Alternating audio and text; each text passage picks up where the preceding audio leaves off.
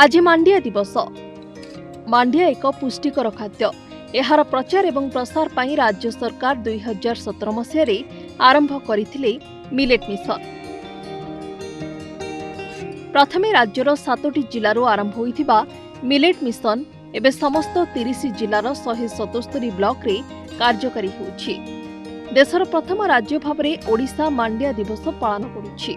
पोषक तत्वरे भरपूर मांडिया को परवर्ती पर्याय रे पहुंचाइबा सहित पूरा विश्व रे एहार स्वतंत्र परिचय सृष्टि करिबा पई मांडिया दिवस पालन करुछि ओडिशा।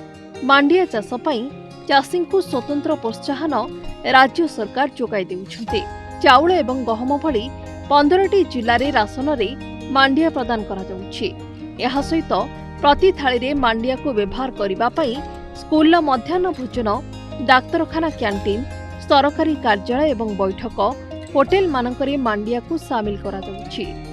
पोषक तत्वरे भरा मांडियार प्रचार एवं प्रसार पाई ओडिशा प्रथम राज्य भावरे अंतर्जातीय पुष्टि शस्य सम्मेलनी आयोजन करी पूरा विश्वर दृष्टि आकर्षण करुछि। ओडिशा मिलेट मिशन द्वारा निया जाइथिबा पदक्षेप को जातीय एवं अंतर्जातीय स्तर रे स्वीकृति मिलिछि। केंद्र सरकार ए मॉडल को आपणाइबा को विभिन्न राज्य को निर्देश दैछन्ते। मंत्रालय एवं विभाग रे हेबाकु थिबा मीटिंग एवं कैंटीन ने मांडिया प्रस्तुत लडू, मिक्सचर, स्नैक्स, पूरी, इडली, डोसा एवं बिस्कुट परसिबा को निर्देश रहिछि। केवल सेतिकी नुहे, नीति आयोग मध्य एहाको एकाधिक थर प्रशंसा करिसेंति।